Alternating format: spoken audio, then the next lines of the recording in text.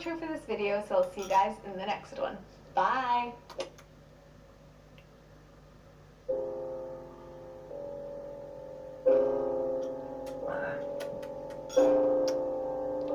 Лишних вопросов не задавай, говорит, наоборот.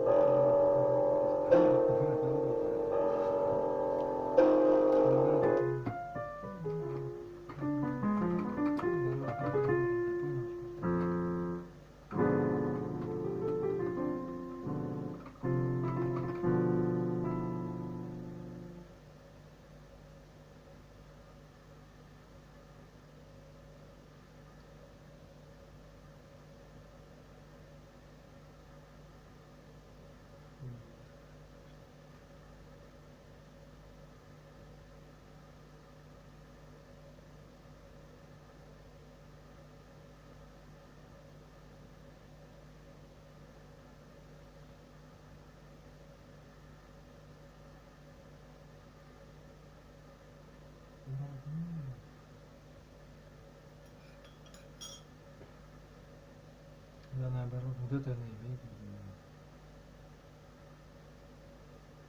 Да.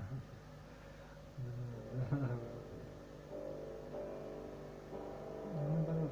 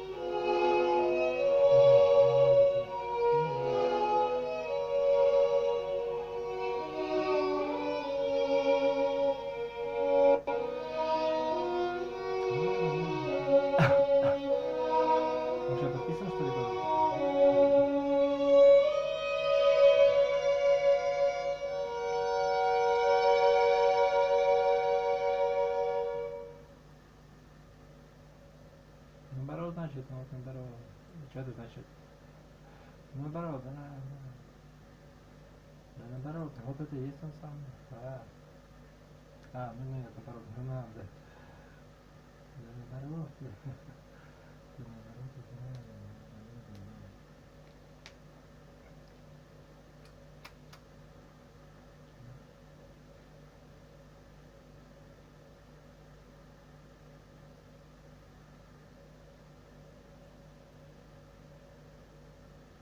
Зеленый там.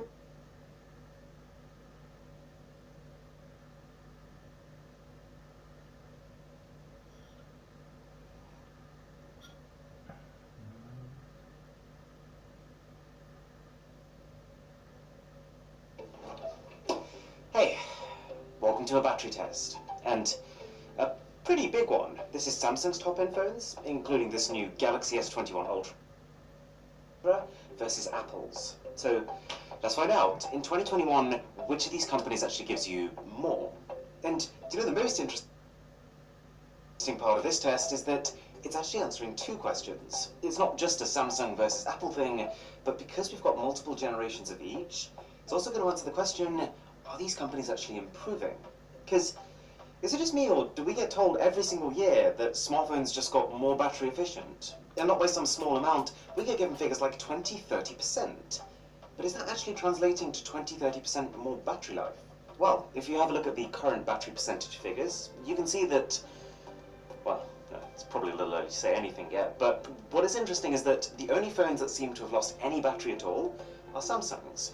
Apparently, both iPhones are still on 100%, which seems pretty sus to me. Now, I've got to admit something. This whole prospect of doing a battery test, of effectively setting up 5 phones and sitting there waiting for them to die, is not normally my idea of a fun day. But this test in particular, at the risk of sounding like I've lost the plot, I was actually looking forward to, because the stakes have never been higher. This new Galaxy S21 Ultra is the first phone in the world to use Samsung's supposedly fixed Exynos chipset. I probably don't need to tell you that Samsung, with their last chip, the Exynos 990, that you see in the S20 Ultra and the Note 20 Ultra, did not do a great job. That chip went down like a lead balloon in terms of both performance and battery life. But this is redemption time. This is make or break. This is potentially the last straw for Samsung's chip division. And they're very aware of it. For this new Exynos 2100, they had this big, flashy reveal event where they basically said, hey, we heard you. We know we messed up, but this time we're right. This time, you're going to be blown away. I will say, nothing to do with how good the chip actually is. I like their new naming convention. It seems like this year, Samsung has basically named their phones, and actually their chips too, after the year they release it, which just makes so much more sense. Okay, where are we at now? So the iPhones are still leading, but that lead is slipping. So it's hopeful. This new S21 Ultra is not 20% ahead of last generation, like I saw some people were speculating, but it is ahead, and it might become further ahead. Now, one thing that I just have to give to Samsung is that what they may not have given in battery efficiency in past years, they have given in battery size. Like this Galaxy S20 Ultra has a 5,000 mAh cell, especially when that was announced, that was considered gargantuan. And even now, if you compare it to the size of the batteries on those iPhones, you can tell that it is a big number. They then released the Note 20 Ultra, which on the face of it might look like a downgrade because it only has 4,500 mAh, but they said no. They said this phone ships with an adaptive refresh rate, which means that instead of being fixed at either 60 Hz or 120 Hz, this phone can go all the way from 120 Hz down to 11 if it needs to scale based on the app. And so this phone should actually last even longer. And that's what makes their very latest one all the more exciting. It's got that big battery from the S20 Ultra, it's got the adaptive refresh rate of the Note 20 Ultra, and it's got this new Exynos chip that neither of them have. Is it working? Well, kind of, yeah. The iPhones are starting to come back to earth, as you can see by their battery percentages. The S20 Ultra and the Note 20 Ultra are really starting to feel the burn, and this new phone is kind of peeling away from the pack. I remember at this point, while I was filming this video, thinking, oh dear, I've seen phones last 8 hours on a battery drain test before. If this beats that, I'm not going to bed tonight. But at the same time, I would rather sleep a little later one night than have phones that die in the middle of the day.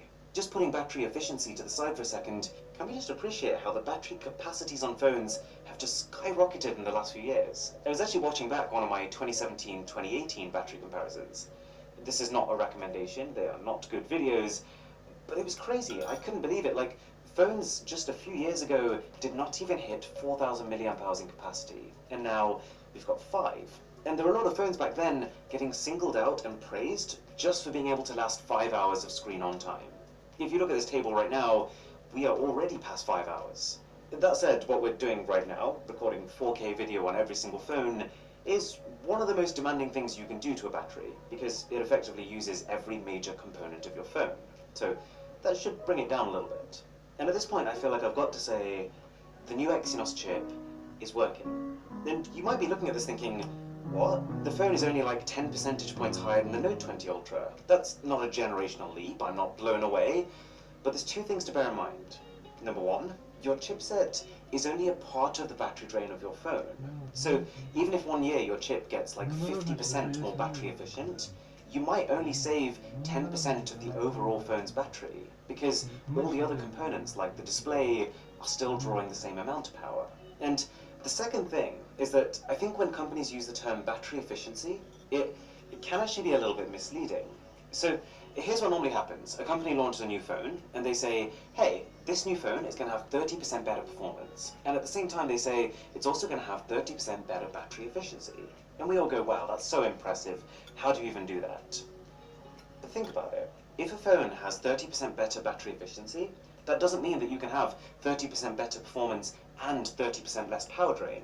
It means you get either or. You can either have the same amount of power, but 30% less battery drain, or you can have the same amount of battery drain and 30% more power. So I guess what I'm saying is that the simple fact that this new Exynos chip is delivering not just a tangible improvement in performance, but also a tangible improvement in battery life at the same time, is something to be cautiously optimistic about. Okay, slightly unrelated note, just as this test starts to wrap itself up, I could do with a bit of feedback, because I want to keep making these battery test videos. I think they're quite unique, and I don't think there is a lot of content on YouTube that really delves into batteries like this. But at the same time, I only really want to make videos that I think are interesting. Hence why I've decided to sit myself on a table this time. So the question is there anything else I can do to make this more engaging for you? Alright, so we're nearly at the end now. I'm just going to fast forward it so we can get to the results. But if you are enjoying this video, then a sub to the channel would be euphoric.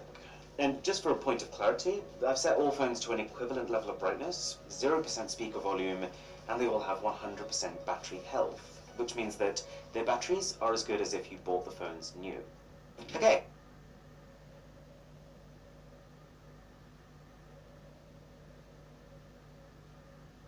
Флеш-скидки booking.com. Только 36 часов. Сэкономьте от 30% на отдельных...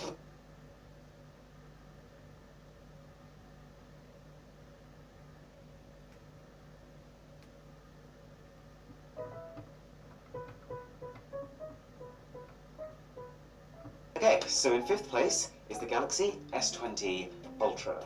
And on one hand, this is amazing battery life. This is battery life good enough that you probably never have to worry about battery. But at the same time, it also goes to show just how inefficient last year's Exynos 990 chipset was. Like, it's not the only factor, but this 5,000 mAh battery phone just got beaten by 2 phones with less than 4,000 mAh. Okay, so in 4th place, we've got the Galaxy Note 20 Ultra, for pretty much the same reason. The phone is being let down by the chip it's running on. But there is a silver lining here. You'll notice that just the simple fact that this phone has beaten the S20 Ultra, which had a 500 mAh advantage, goes to show that the adaptive refresh rate works. And that brings me on to 3rd place, the iPhone 12 Pro Max. Amazing battery life. I've been using this phone every day for the last 2 months or so, and it's never once died on me. It genuinely feels like what you would expect a Max phone to feel like. But on the other hand, this result also in no uncertain terms means Apple did not improve battery life this year, because then we have the iPhone 11 Pro Max with 8 hours and 6 minutes. And this bit of data means that we can now answer our second question. Which of Samsung and Apple gives you better battery life in 2020 or 2021? Neither. At least as far as the Exynos chips are concerned, Samsung takes 4th and 5th place, but also 1st. Because yes, the Galaxy S21 Ultra scored 8 hours and 41 minutes. It was quite a bit ahead, and you know what? If this had been 1 minute longer, it would have been a record. It would have been the highest recorded score on one of these battery tests. But as it stands, it's a draw. It's a draw between this and the Snapdragon version of the Galaxy Note 20 Ultra from last year. And there's 2 conclusions we can draw from that. One, well, it's not really fair to compare scores between tests because I'm running slightly different apps in all of them. This is a good score. This is a very good score. But at the same time, the very fact that this year's Exynos phone is doing about as well as last year's Snapdragon phone doesn't exactly bode confidence for how it's going to fare versus this year's Snapdragon phone. But I am working to get that phone as soon as possible to do a side-by-side test, so just bear with me on that one. It's coming. And with that being said, I really hope you enjoyed this video. Thank you for watching. My name is Aaron. This is Mr. Who's the Boss, and I'll catch you in the next one.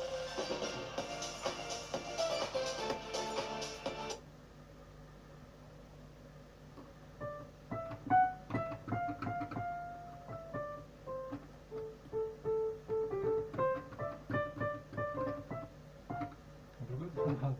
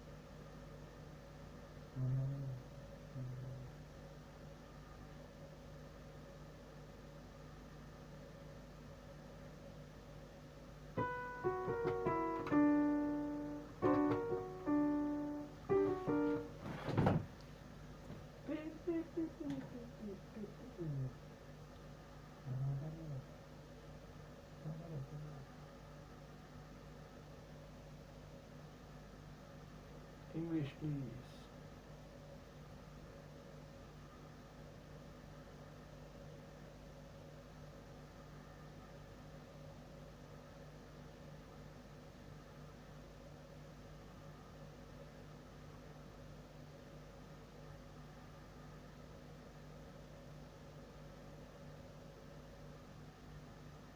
Website.